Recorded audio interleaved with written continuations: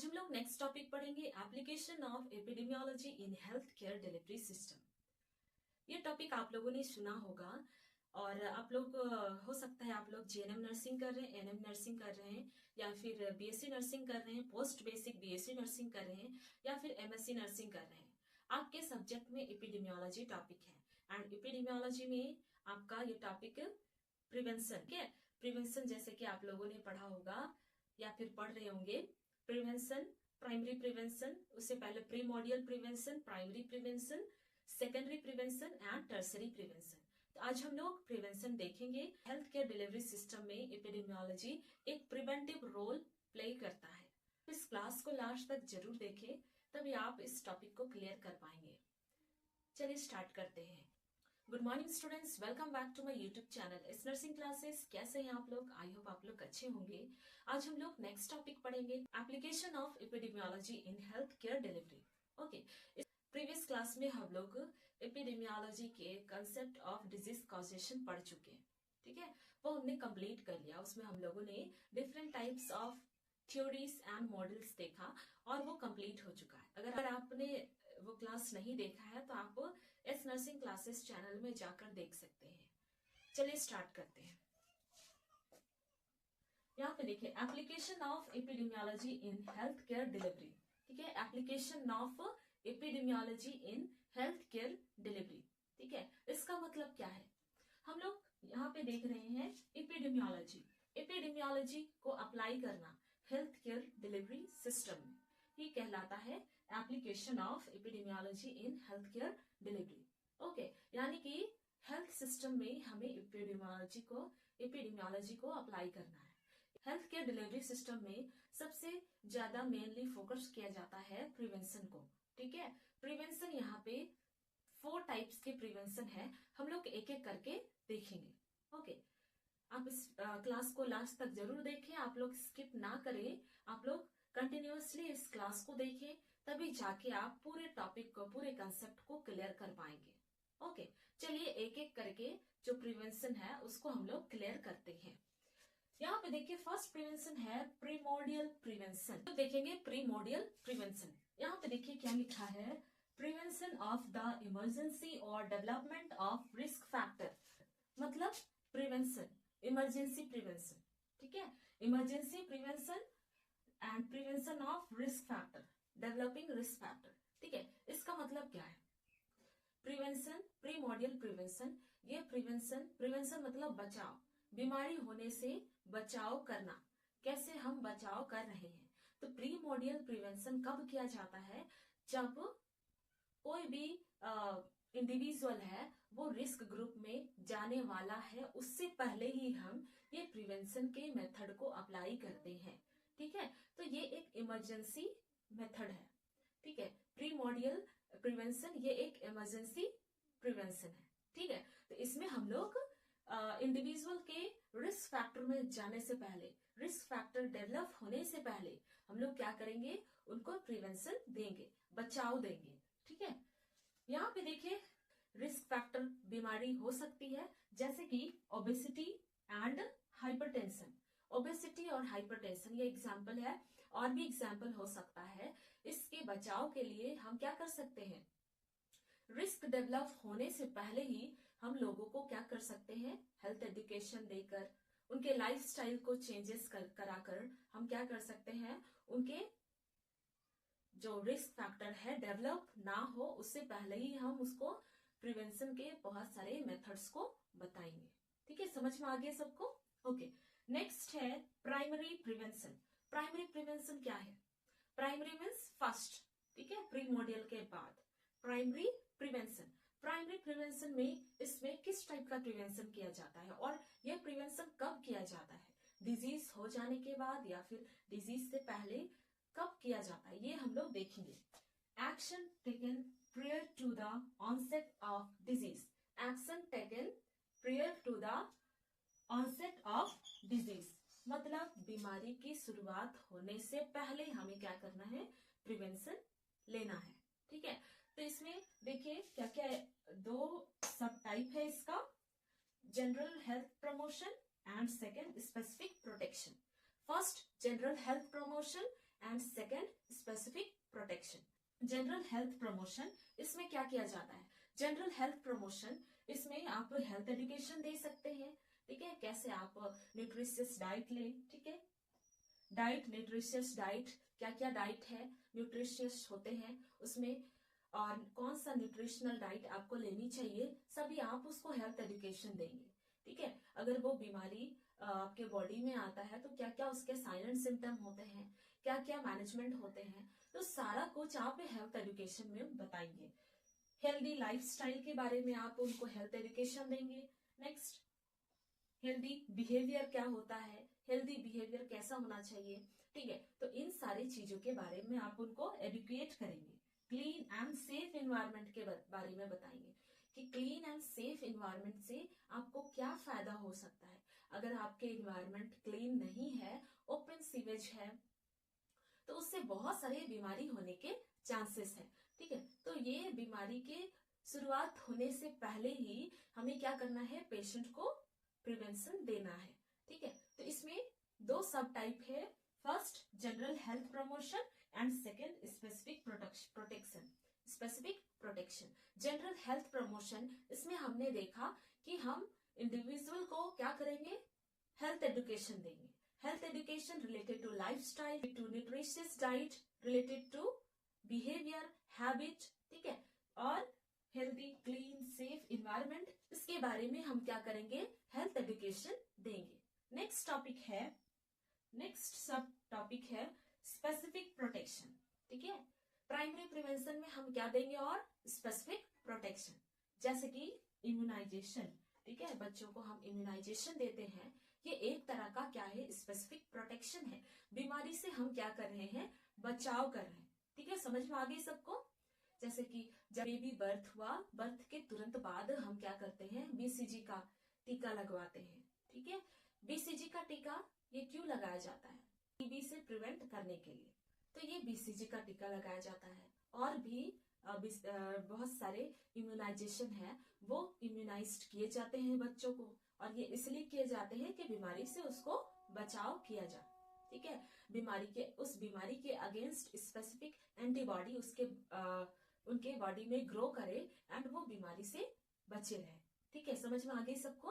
Okay, next है proper personal hygiene, ठीक है, और उसे हम क्या बोलेंगे, प्रॉपर पर्सनल हाइजीन फॉलो करें, ठीक है। Next, use of specific nutrition, use of specific nutrition, ठीक है। फॉर एग्जाम्पल एनीमिया से प्रिवेंट होने के लिए हमें क्या करना होगा, आयरन रिच फूड लेना होगा, ये एक स्पेसिफिक फूड हुआ, स्पेसिफिक न्यूट्रिशन, ठीक है, तो वो हमें बताना होगा। एंड किस किस खाद्य पदार्थों में, किस किस फूड में हमें आयरन रिच मिलता है, उसे भी हमें क्या करना होगा, एक्सप्लेन करना होगा, ठीक है। यहाँ पे हम लोगों ने देखा प्रॉपर पर्सनल हाइजीन। अगर personal hygiene properly daily maintain नहीं करता है कोई इंडिविजुअल, तो उसे कई तरह के इन्फेक्शियस डिजीज हो सकते हैं। ये सब हमें क्या करना है, इंडिविजुअल को एक्सप्लेन करना है। नेक्स्ट है प्रोटेक्शन अगेंस्ट एक्सीडेंट, ठीक है, एक्सीडेंट से प्रोटेक्शन के लिए भी हमें उसको एडुकेट करना है।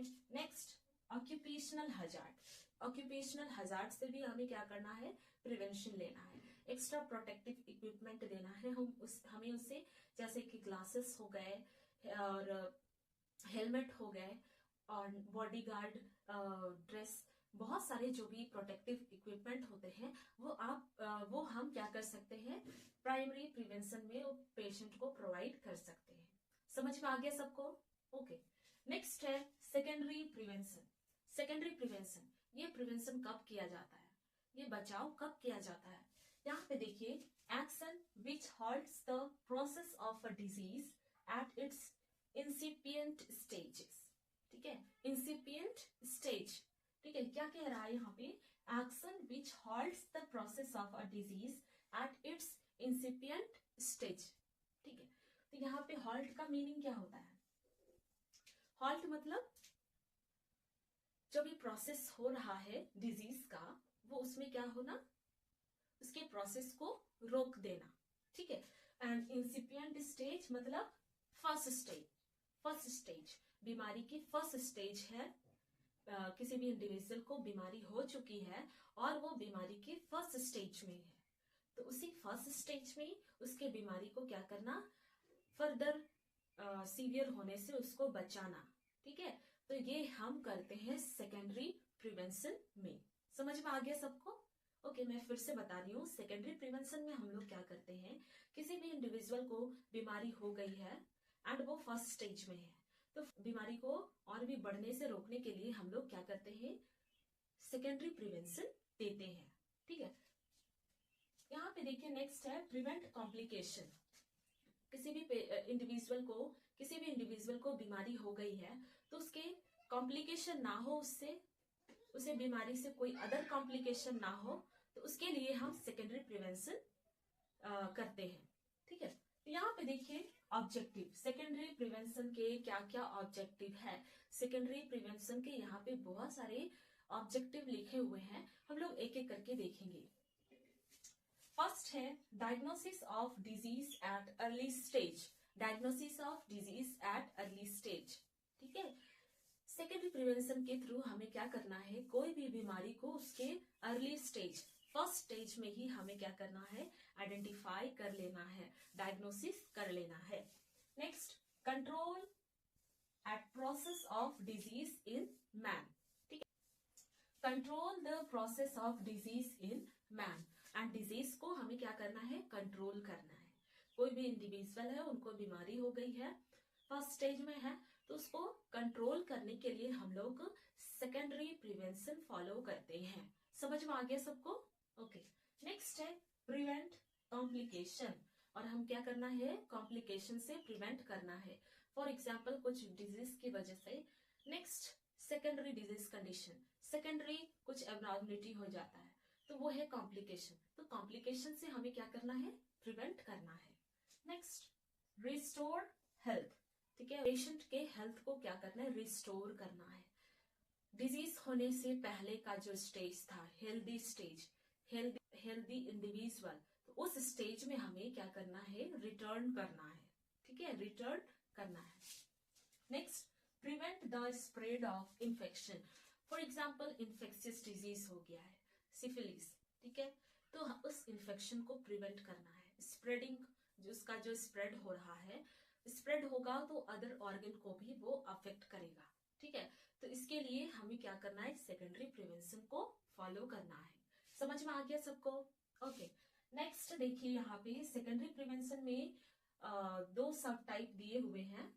यहाँ पे देखिए सेकेंडरी प्रिवेंशन में दो सब टाइप दिए हुए हैं, जैसे कि अर्ली डायग्नोसिस एंड ट्रीटमेंट। ये हम लोग इसका ऑब्जेक्टिव में ही देख लिए। ठीक है, कोई भी डिजीज कंडीशन का अर्ली डायग्नोसिस करना, यानी कि फर्स्ट स्टेज में ही उसका डायग्नोसिस कर लेना है एंड उसका तुरंत से ट्रीटमेंट करना है। अगर आप अर्ली स्टेज में ट्रीटमेंट करते हैं तो वो सक्सेसफुली पेशेंट हेल्दी हो जाएगा।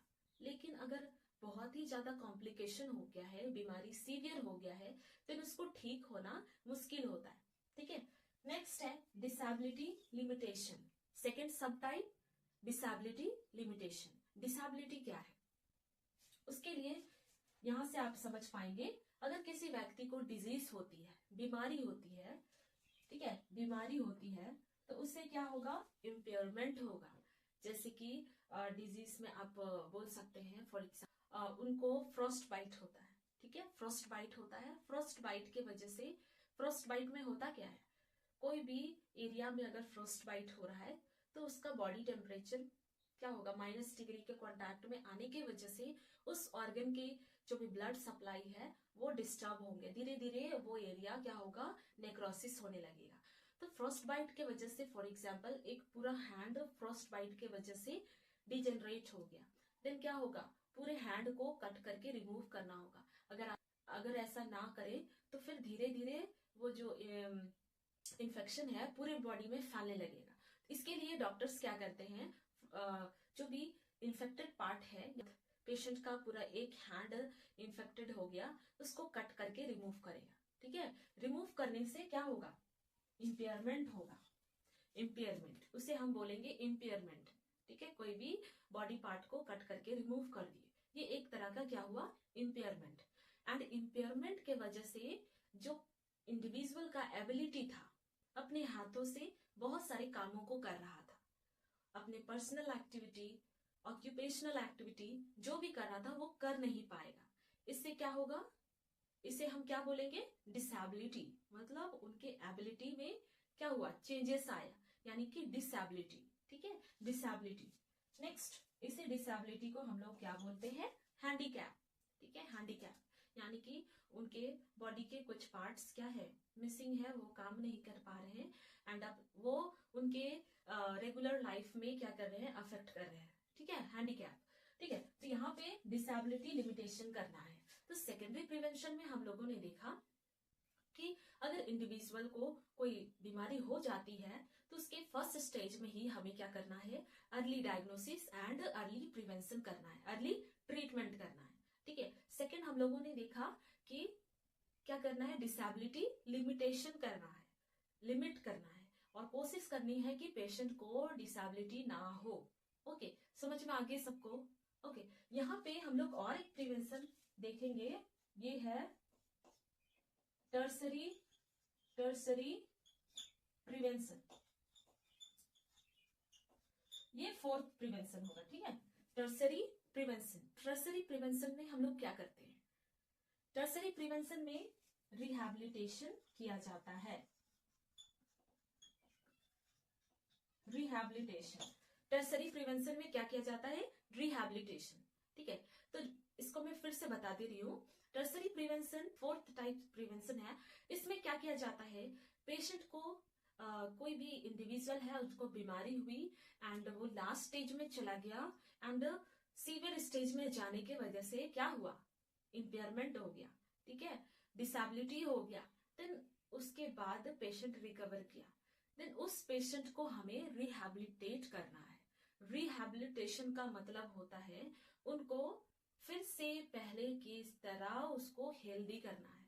ठीक है, तो ये रिहैबिलिटेशन उसको मेंटली फिजिकली आपको कंप्लीटली करना है। तो रिहैबिलिटेशन में आप मेनली देख सकते हैं कि कोई भी इंडिविजुअल है, उनके पैर हाथ कट कर दिए गए हैं, डिसेबल्ड है, तो ये डिसेबल्ड के वजह से उनके रेगुलर लाइफ में क्या हो सकता है, डिफिकल्टीज हो सकती है, उनको दोबारा अपने घर में जाकर रहने में दिक्कत आएंगी।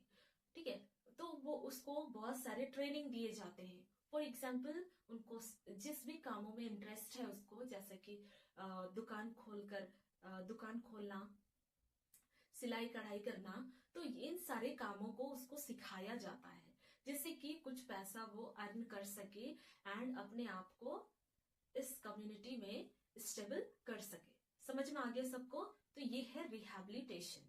ठीक है, फिर से मैं बता दे रही हूँ, बीमारी के वजह से अगर पेशेंट को कुछ डिसेबिलिटी हो जाती है तो उसको सपोर्ट करने के लिए रिहैबिलिटेशन दिया जाता है। इसमें रिहैबिलिटेशन ट्रेनिंग भी दिए जाते हैं, जिससे कि वो पेशेंट इंडिविजुअल फिर से वो अपने कम्युनिटी में जाकर अच्छे से खुद को सरवाइव कर सके। समझ में आ गया सबको। ओके, तो अभी हम लोगों ने क्या देखा, application of epidemiology in health care delivery. ठीक है, तो इसको मैं फिर से समराइज कर देती हूँ। हम लोगों ने अभी देखा हेल्थ केयर डिलीवरी सिस्टम में एपिडेमियोलॉजी को कैसे अप्लाई किया जाता है। ठीक है, तो यहाँ पे हम लोग देखें प्रिवेंशन, यहाँ पे टोटल 4 प्रिवेंशन है, primordial, primary, secondary and tertiary, total 4 prevention है। ठीक है, तो यहाँ पे सबसे पहले हम लोगों ने देखा प्रीमोडियल प्रिवेंशन। प्रीमोडियल प्रिवेंशन एक इमरजेंसी टाइप्स ऑफ प्रिवेंशन है। इसमें हम कोई भी इंडिविजुअल में रिस्क डेवलप ना हो उससे पहले ही हम क्या करते हैं, प्रिवेंशन देते हैं। ठीक है, for example obesity, hypertension. Obesity और ये हाइपरटेंशन ये कॉमन प्रॉब्लम हो गया है। अगर आप हेल्दी लाइफस्टाइल फॉलो नहीं कर रहे हैं, आपका डाइट हेल्दी नहीं है, डेली एक्सरसाइज नहीं कर रहे हैं, रेगुलर एक्सरसाइज, तो आप इजिली ओबेसिटी और हाइपरटेंशन से ग्रसित हो सकते हैं। तो उसको प्रिवेंट करने के लिए प्रीमोडियल प्रिवेंशन दिया जाता है। समझ में आ गया सबको। ओके, नेक्स्ट हम लोगों ने देखा प्राइमरी प्रिवेंशन। प्राइमरी प्रिवेंशन कब किया जाता है, डिजीज के शुरुआत होने से पहले। ठीक है, डिजीज के शुरुआत होने से पहले ये प्रिवेंशन किया जाता है। जैसे कि इसमें हम लोगों ने 2 तरह के सब टाइप देखे, general health promotion and specific protection. General health promotion में हम लोग हेल्थ एजुकेशन देते हैं। हेल्थ एजुकेशन में related to lifestyle, related to behaviour, related to nutritious diet, ठीक है। तो ये सारा चीज हम पेशेंट को एडुकेट करते हैं।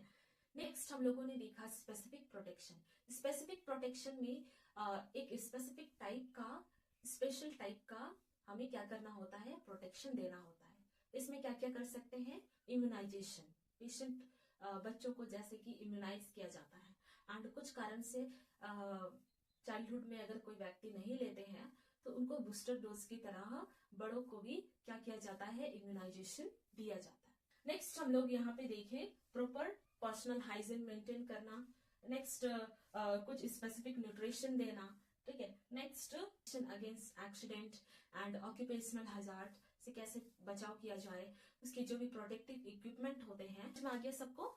नेक्स्ट हम लोगों ने देखा सेकेंडरी प्रिवेंशन। सेकेंडरी प्रिवेंशन हम लोग क्या कब करते हैं, सेकेंडरी प्रिवेंशन हम लोग कब करते हैं, जब पेशेंट में, जब इंडिविजुअल में डिजीज एंटर कर जाता है तो उसके अर्ली स्टेज में ही हम क्या करते हैं, उसके बीमारी को स्टॉप करते हैं, उसको फर्दर उसको सीवियर स्टेज में जाने से हम लोग क्या करते हैं, रोकते हैं, ठीक है। तो इसमें हम लोग कॉम्प्लिकेशन को प्रिवेंट करते हैं। इसमें हम लोगों ने देखा डिफरेंट ऑब्जेक्टिव्स जो कि सेकेंडरी प्रिवेंशन में फॉलो किए जाते हैं, जैसे कि diagnosis of disease at early stage. Early stage में ही हम बीमारी की पहचान करते हैं और अर्ली स्टेज में ही हम क्या करेंगे, ट्रीटमेंट करते हैं, एंड जो भी डिजीज कंडीशन का प्रोसेस है उसको कंट्रोल करते हैं। नेक्स्ट हम लोग क्या करते हैं, कॉम्प्लिकेशन को प्रिवेंट करते हैं। नेक्स्ट उसके हेल्थ को रिस्टोर करते हैं, पेशेंट के हेल्थ को। नेक्स्ट अगर इन्फेक्शन है तो उस इन्फेक्शन से हम क्या कर रहे हैं, प्रिवेंट करते हैं। एंड सेकेंडरी प्रिवेंशन के 2 सब टाइप है, early diagnosis and treatment, next disability limitation. कोई भी बीमारी अगर पेशेंट को हुआ है तो उसका हमें अर्ली स्टेज में डायग्नोसिस करना एंड अर्ली ट्रीटमेंट करना। एंड लास्ट सेकेंड सब टाइप क्या है, डिसेबिलिटी लिमिटेशन, डिसेबिलिटी को लिमिट करना, डिसेबिलिटी से बचाना। समझ में आ गया सबको? आई होप यहाँ तक आप लोगों को क्लियर होगा। कोई भी पॉइंट में डाउट होगा तो आप लोग कमेंट करके पूछ सकते हैं। अगर आप लोगों को क्लास समझ में आया तो इसे लाइक करें, शेयर करें, सब्सक्राइब करें। मिलते हैं हम लोग नेक्स्ट क्लास में। Thank you student.